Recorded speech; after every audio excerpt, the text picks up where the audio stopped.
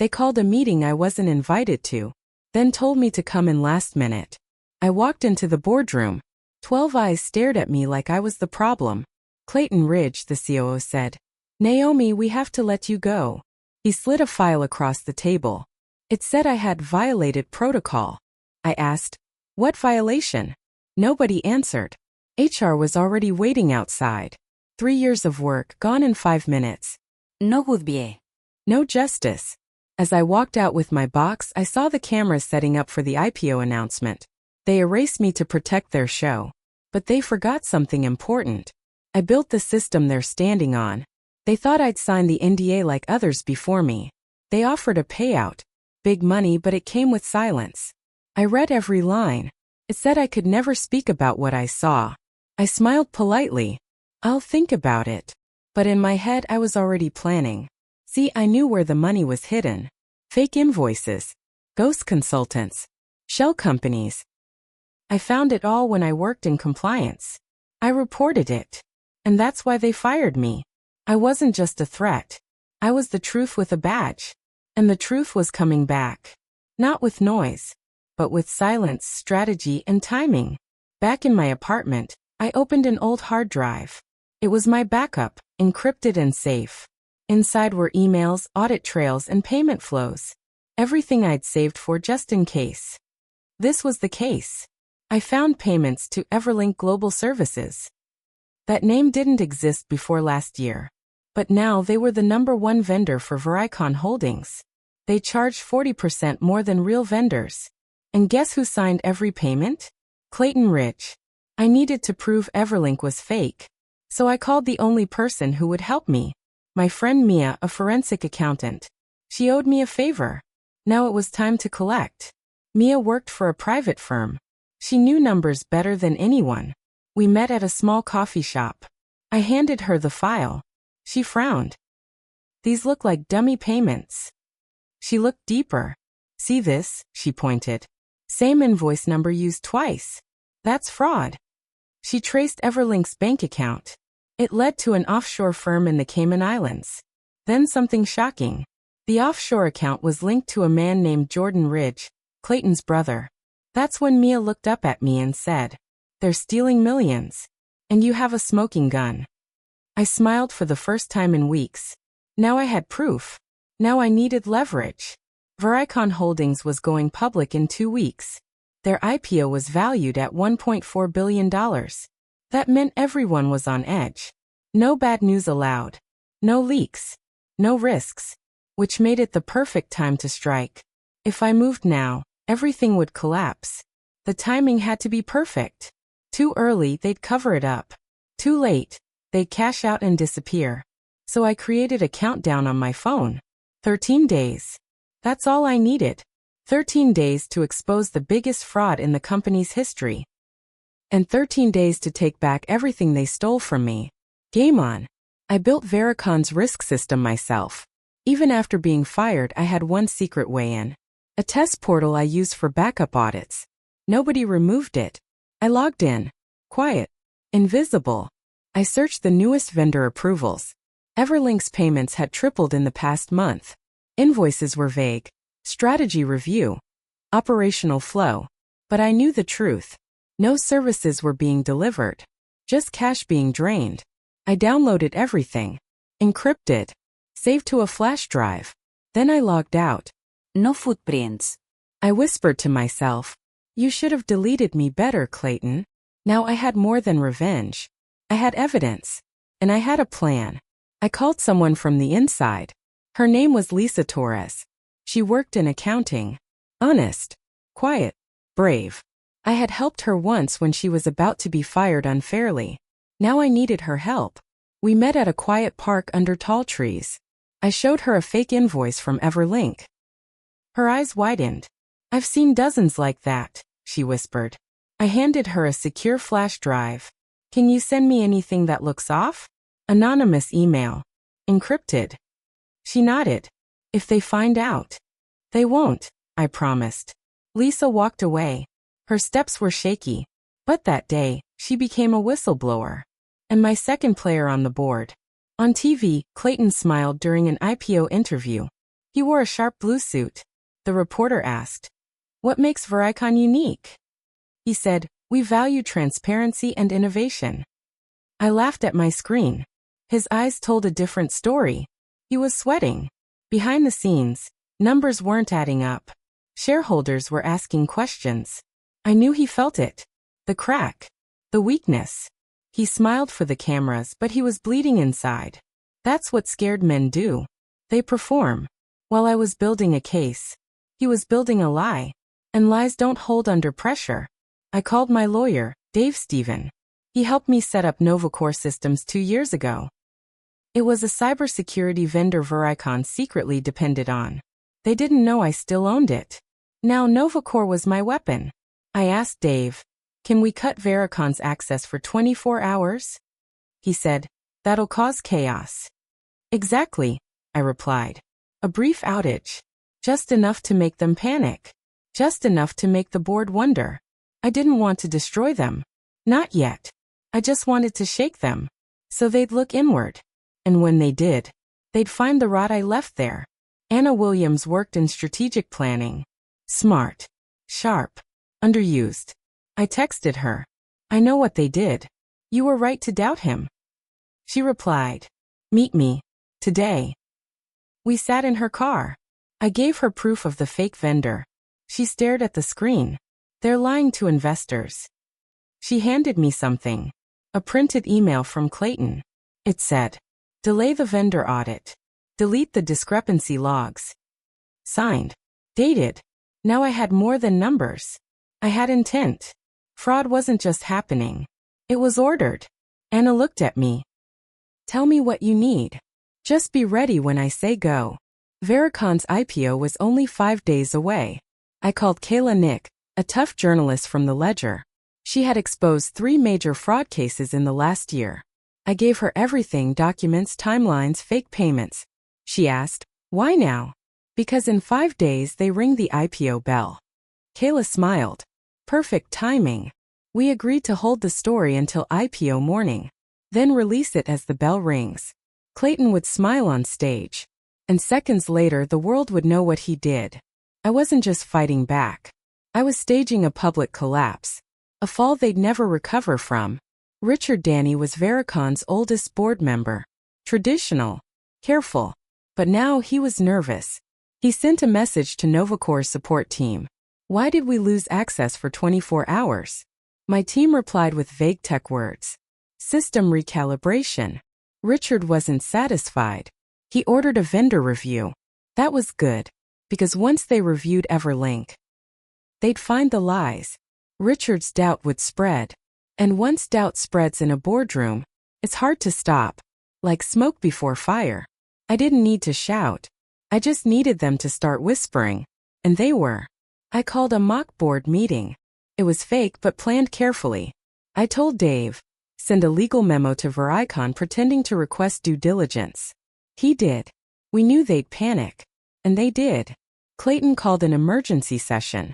He told everyone, "It's a misunderstanding." But Anna told me they started deleting emails. Classic mistake.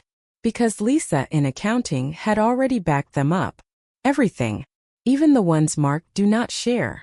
Clayton thought he was cleaning house. He didn't know I already owned the blueprints. He was burying himself deeper. And I was still silent. That silence was power. Kayla sent me the headline. "The Vericon Scam. Fake Vendors, Real Money." Gave me chills. Inside the story, over $34 million in fake payments. A shell company owned by Clayton's family. Evidence of board silence. It named names. Clayton. His brother Jordan. Emails. Signatures. Dates. It even had a graph showing fake payments rising before each investor call. "This is going to explode," she said. "I know," I replied. "And I'll be watching it all." From the front row. With popcorn. Jose Carlos used to be my assistant. When I was fired, he said nothing. But now he called. "I'm sorry I didn't speak up." "I know," I said. "I want to help." "What do you have?" I found Clayton's old laptop. He said it was wiped. Was it? No. It still has everything. Jose brought it to my lawyer. It had video files. One clip had Clayton saying, "I don't care if it's fake. Push the invoice through." Clear voice. Clear crime. I smiled. "Jose, you just helped crash $1 billion empire." He nodded. "I just wanted to make it right." 2 days before the IPO, I met with Lauren, a top shareholder. She owned 8% of Vericon's stock. She was smart and angry. I showed her the files, invoices, recordings, shell companies. She didn't speak for a minute. Then she said, "If even half of this is true, they're done." "It's all true," I replied. Lauren looked at me with a new respect. "What do you want?" "I want Clayton out. I want new contracts, ethics, audits, and I want my name cleared." She tapped the folder.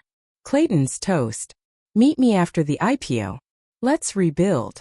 She left with fire in her eyes, the kind that burns corruption to the ground. The day arrived. Vericon's big moment. TV crews. Champagne glasses. Clayton stood on stage at the stock exchange. He smiled, wearing the same fake grin I knew too well. He rang the opening bell. Cameras flashed. Reporters cheered. But at 9:02 a.m. the Ledger dropped the story. Headline: The Vericon Scam. The room froze. Phones buzzed. Investors panicked. The stock price dropped within minutes. Kayla's article spread like wildfire. And in the chaos I stood across the street, watching it all unfold. This was my moment. I didn't speak. I didn't need to. The truth was louder than any voice. Clayton ran. Not physically, but through excuses. He told the press it was a coordinated attack. But the proof was everywhere. Board members started resigning, one after another. Lauren called a special session. She announced Clayton's suspension. Investigators showed up by noon. And by 4 p.m., he was escorted out. No more suit. No more cameras. Just silence. Later that night I got a message. "Your plan worked. Thank you, Lauren." My reply? It wasn't a plan. It was survival. Clayton thought I was gone. But I had never left. I just changed floors. Now I was above him. The SEC didn't wait. They launched an investigation that same day. Dave Stephen, my lawyer, worked fast. We gave them everything. Emails, video, fake approvals, even the offshore banking info. The case was airtight. Lisa and Anna were protected. Jose was listed as a key witness. Clayton's brother was caught transferring money. Even James Bernard, the CEO, was pulled in. He had approved shady budgets. The news spread across every outlet. Vericon faces criminal charges. Their stock froze. Their dreams ended. I didn't smile. But inside I felt calm. Justice had started. And it wasn't stopping. Lauren took over as interim CEO. She invited me to her office. "Naomi," she said, "I want to rebuild. But I need you." "I don't work for Vericon," I replied. "You won't. You'll work with us." She offered new contracts. Fair vendor pricing. Quarterly ethics audits. Whistleblower protection. My name cleared in writing.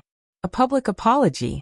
She even offered to make Nova Core Systems the lead vendor again, at full price. I took a breath. It wasn't about revenge anymore. It was about what comes after. "Okay," I said. "But I have one more condition." And it was a big one. My final condition was a name. Dr. Helen Huge. She was an ethics expert I trusted. "I want her on your board," I told Lauren. "She'll make sure this never happens again." Lauren paused. "She's tough." "Exactly," I said. Vericon's board agreed. Helen joined. She made new rules. Real rules. Ones that protected the truth. And punished lies. The company changed from the inside out. Slowly. But surely. I watched from the outside, proud. Not because I won. But because the next person like me wouldn't be erased. They'd be heard. They'd be safe. That was worth everything. 6 months later, I watched the news. Clayton stood in court. His face pale. His lawyer begged for mercy. The judge gave him 6 years. Guaid fraud. Financial misconduct. Corporate theft. The courtroom was silent. He looked around, as if someone might save him. But nobody came. Not his friends. Not his brother. Not the board. He had burned every bridge. Now he stood alone, in handcuffs. And I wasn't angry anymore. Just tired. Tired of pretending these men were untouchable. Tired of letting fear win. That day, Justice wore no makeup. But it looked beautiful. Novo Core Systems tripled in size. We got new contracts. Real ones. Built on fairness and trust. Vericon wasn't the same company. It was better. Lauren kept her promise. Lisa got promoted. Anna became head of strategy. Jose started his own firm. And me? I finally slept. No more secrets. No more fear. Just purpose. Every email I sent reminded people that I survived, that I rebuilt, that I didn't need to scream to be heard. My silence had become my strength. And now I used it to lift others. One contract at a time. One truth at a time. One night, I got a LinkedIn message. It was from a young woman at a new company.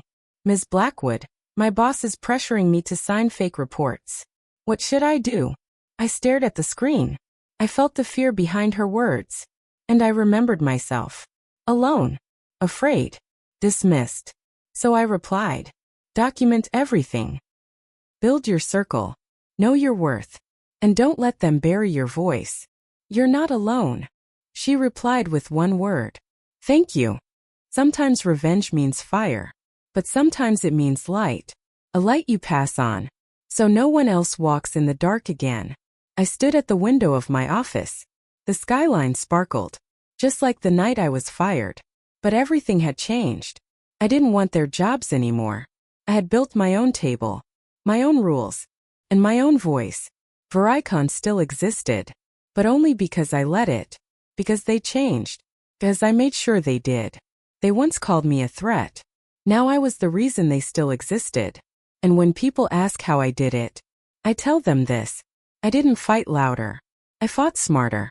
I didn't take revenge. I made transformation. That is power. That is peace. And that is legacy.